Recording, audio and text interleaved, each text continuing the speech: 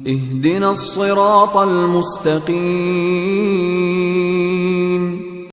السلام علیکم ورحمۃ اللہ وبرکاتہ۔ وعلیکم السلام ورحمۃ اللہ وبرکاتہ۔ الحمدللہ رب العالمین والصلاة والسلام علی رسولہ الکریم، اما بعد۔ محترم ناظرین، ہم نے اس سے پہلے حج کا تیسرا دن، اس کے اندر کیے جانے والا پہلا کام، دوسرا کام اور تیسرے کام کے سلسلے میں ہم نے معلومات حاصل کی ہے۔ شیخ آج کی مجلس میں حج کے تیسرے دن میں چوتھا اور پانچواں کام کیا کرنا ہے، اس سلسلے میں بتائیے۔ بسم اللہ الرحمن الرحیم، الحمد للہ رب العالمین والصلاة والسلام علی رسولہ الکریم، اما بعد۔ محترم ناظرین اور معزز حجاج کرام، اس سے پہلے کی ویڈیوز میں ہم نے حج کے تیسرے دن کا پہلا کام کنکریاں مارنا، دوسرا کام قربانی کرنا اور تیسرا کام حلق کرنا، اس حوالے سے تفصیلی ویڈیوز ہم نے بنائی تھی۔ اب حج کے تیسرے دن میں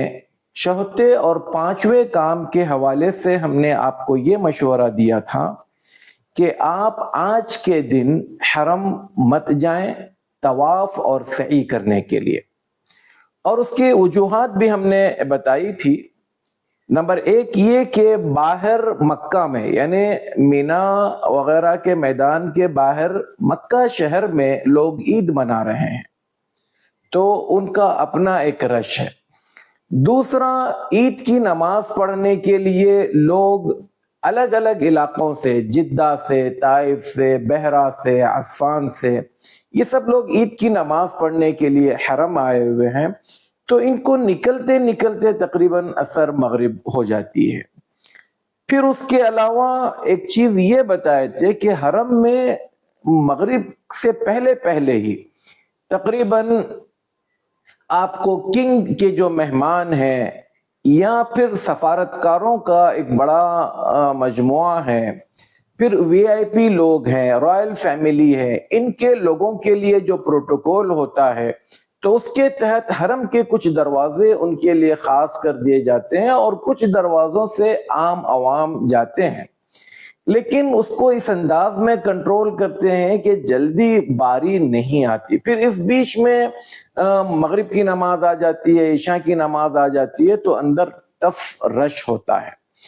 اچھا چلے، کوئی بندہ پھر بھی کسی طرح سے اندر تک پہنچ جائے، تو پھر رات میں جب طواف اور سعی کر کر وہ باہر کو آتا ہے، تو اس کو جلدی مینا آنے کے لیے گاڑیاں نہیں ملتی، ٹیکسی، بس وغیرہ جو ہے یہ چیزیں نہیں ملتی۔ اور اگر مان لے یہ مل بھی جائے، تو اب رات میں 2 بجے 3 بجے جب بندہ مینا پہنچتا ہے، تو آپ کو ٹیکسی والا، بس والا مینا میں کہیں پر بھی چھوڑ کر کہے گا کہ بھیا یہ مینا ہے، اتر جاؤ۔ اب مینا کی لمبائی تقریباً 8 کلومیٹر ہے، اس کی چوڑائی اگر ہم دیکھیں تو تقریباً 2-2.5 کلومیٹر ہے، تو اب آپ کا ٹینٹ کہاں ہے، وہ آپ کو چھوڑا کہاں ہے، تو اس میں یہ ایک لمبا سلسلہ ہے۔ اچھا مشکل یہ ہے کہ چلو اگر پیچھے آپ کے کوئی ذمہ داری نہیں ہے تو ایسی صورت میں یہ سب کچھ انسان برداشت کر لے، لیکن یہاں پر 10 تاریخ کا دن گزرنے کے بعد جو رات آ رہی ہے، جس کو ہم 11 ذو الحجہ کی رات کہتے ہیں شرعی طور پر، وہ رات آپ کو مینا میں گزارنا ہے۔ اب آپ دھکے کھاتے پھریں یا پھر سکون سے رات مینا میں گزاریں۔ اس لیے ہم نے آپ کو مشورہ یہ دیا تھا کہ آپ 10 ذو الحجہ کو پہلا کام، دوسرا کام، تیسرا کام ہونے کے بعد، یعنی کنکریاں آپ نے مار لی، قربانی آپ نے کسی کو دے دی، حلق کر دیا، آپ نہا دھو کر سول ڈریس میں آ گئے، اب آپ کھا پی لیجئے، آرام کیجئے، اور جب آپ عشاء کی نماز پڑھیں تو سو جائیں فوراً۔ اور دوسرے دن فجر کی نماز کے بعد، جو کہ 11 تاریخ ہے، تو اس 11 تاریخ کے دن فجر کی نماز سے پہلے یا فجر کی نماز کے فوراً بعد،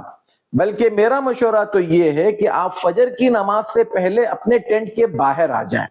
یہ بات میں اس لیے کہہ رہا ہوں کہ صبح میں 7، 7:30، 8 بجے کے قریب آپ کے جو ٹینٹ کا مین گیٹ ہے وہ بند کر دیا جاتا ہے، اس کی وجہ یہ کہ وہ لوگ یہ سمجھتے ہیں کہ ہمارے حاجی کنکریاں مارنے کے لیے صبح میں نکل جاتے ہیں، اس لیے وہ گیٹ بند کر دیتے ہیں۔ لہٰذا اگر آپ کو اپنے ٹینٹ سے باہر آنا ہے تو آپ فجر سے پہلے نکلیں یا فجر کی نماز پڑھتے ہی فوراً ایک مرتبہ آپ ٹینٹ کے باہر آئیں۔ ٹینٹ کے باہر آنے کے بعد اب آپ کو مکہ آنا ہے۔ مکہ کیسے آئیں گے، اس حوالے سے ہم آپ کو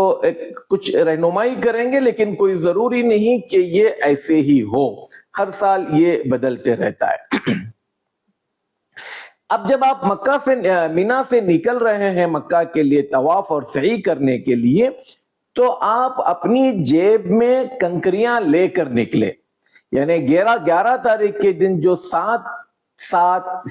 تینوں جمرات کو ماری جانے والی 21 کنکریاں ہیں، آپ کچھ زیادہ ہی لے کر اپنے ساتھ میں ٹینٹ کے باہر آئیں۔ اب آپ کو وہاں پر 2 بڑے برج نظر آئیں گے۔ آپ اگر دیکھیں جمرات کی طرف اگر آپ منہ کر کر کھڑے ہو جائیں تو جمرات کے قریب میں جو پہلی برج آتی ہے وہ کنگ خالد برج ہے، اور اس کے بعد جو برج آتی ہے وہ کنگ عبداللہ برج ہے۔ یہ دونوں برج کے اوپر آپ کے ٹینٹ سے جو قریب ہو، چونکہ ہمارے جو ٹینٹ ہیں چاہے وہ روڈ نمبر 50 کے ہوں، 56 کے ہوں، 62 کے ہوں، 202 کے ہوں، 204 کے ہوں یا 68 کے، اس کے سب کے اوپر کنگ خالد برج اور کنگ عبداللہ برج آتی ہے۔ تو آپ برج کے اوپر چڑھ جائیں۔ اگر آپ مان لیجئے جمرات آپ کے سامنے ہیں تو آپ اگر اپنے لیفٹ میں دیکھیں گے، لیفٹ کی طرف جو گاڑیاں جا رہی ہے، آپ برج کے اوپر چڑھ کر لیفٹ کی طرف جانے والی گاڑیوں میں آپ کو مکہ چھوڑنے والی بہت ساری بسیں ملے گی۔ اور کنگ عبداللہ برج کے آس پاس میں ساٹکو سعودیہ عربیہ پبلک ٹرانسپورٹ کمپنی کی بسیں، لال بسیں آپ کو ملے گی جو آپ کو سیدھا حرم تک پہنچاتی ہے۔ یہ سب سے بہترین سواری ہوگی اگر حج کے دنوں میں آپ کو مل جائے۔ آپ تھوڑی سی نظر دوڑائیں ادھر ادھر، آپ کو کہیں نہ کہیں بسیں مل جائیں آتی جاتی ہوئی، تو آپ اس کا اڈا کہاں ہے اس کو پکڑ لیں اور وہاں پر جا کر، اور صبح سویرے یہ بسیں مل جائیں گی۔ جتنی دیر کرو گے آپ پھر بسیں رک جاتی ہیں۔ تو اب آپ مینا سے نکل رہے ہیں صبح میں جلدی، اور بس اگر آپ کو لال بسیں مل جاتی ہیں کنگ عبداللہ برج کے پاس تو بہت اچھی بات ہے، نہیں تو آپ جو ہے کنگ خالد برج کے اوپر جو لیفٹ کی طرف راستہ جا رہا ہے، لیفٹ میں کب، جب آپ جمرات کی طرف منہ کر کر کھڑے ہو جائیں گے تو آپ باہر نکلیں گے، تھوڑا سا پیدل بھی اگر آپ کو جانا پڑے تو ایک ٹنل ہے، ٹنل باہر شاید آدھا کلومیٹر کا بھی ٹنل نہیں ہوگا میرے خیال سے، وہ ٹنل جیسے ہی آپ باہر پار پڑو گے تو آپ کو عزیزیہ ملے گا، اب وہاں سے آپ کو بے شمار بسیں ملے گی۔ تو اس طرح سے آپ جو ہے سکون کے ساتھ، اطمینان کے ساتھ، چاہے کنگ خالد برج کے اوپر آئیں چاہے کنگ عبداللہ برج کے اوپر آئیں، دونوں طرف سے بھی آپ کو باہر کی طرف نکلیں گے تو بسیں ملے گی، آپ سیدھا حرم آ جائیں۔ حرم آنے کے بعد اب آپ کے پاس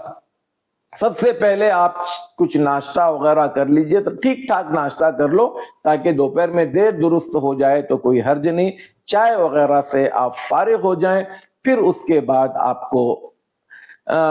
جا کر طواف اور سعی کرنا ہے۔ اب آپ کو طواف اور سعی کرنا ہے۔ طواف اور سعی کا طریقہ کیا ہے؟ نبوی طریقہ ہم نے آپ کو پہلے بتایا تھا، اس میں اور اب میں فرق یہی ہوگا کہ پہلے والا جو طواف آپ نے کیا تھا وہ حالت احرام میں کیا تھا، اس میں اجتباء کیا جاتا تھا، اس میں رمل تھا۔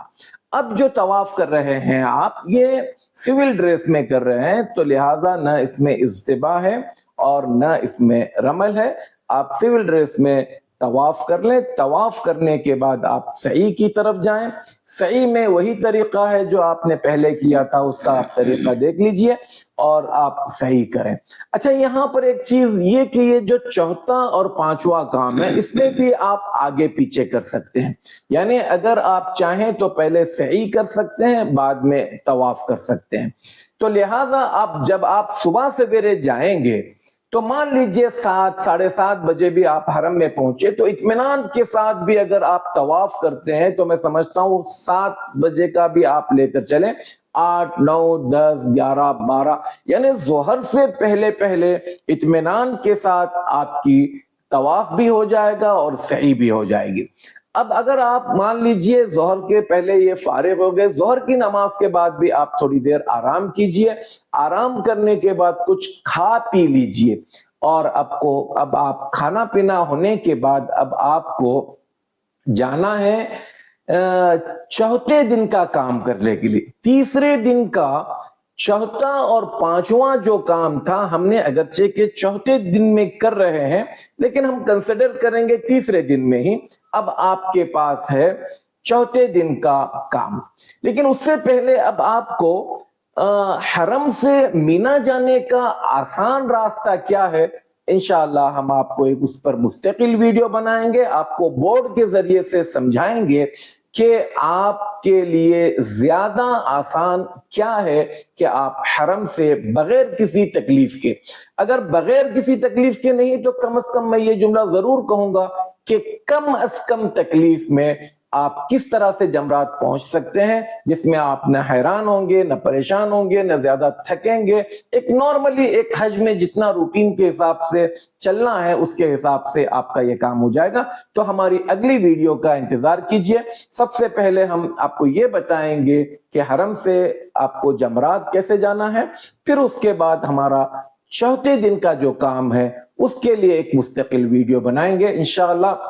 ہمارے ویڈیوز دیکھتے رہیں، وقت بوقت جو آپ کی ضرورت ہے، جو آپ کے کام ہے، اللہ کے فضل و کرم اور اس کی توفیق سے ہم کوشش کریں گے کہ آپ کی صحیح طور پر رہنمائی کریں، ہمیں اپنی دعاؤں میں یاد رکھیں، ہماری ٹیم کو یاد رکھیں۔ اللہ تعالیٰ آپ کے سفر حج کو آسان بنائے، اور جو کچھ آپ کام انجام دے رہے ہیں اس کو سنت نبوی کے مطابق کرنے کی توفیق عطا فرمائے۔ السلام علیکم ورحمۃ اللہ وبرکاتہ۔ وعلیکم السلام ورحمۃ اللہ وبرکاتہ۔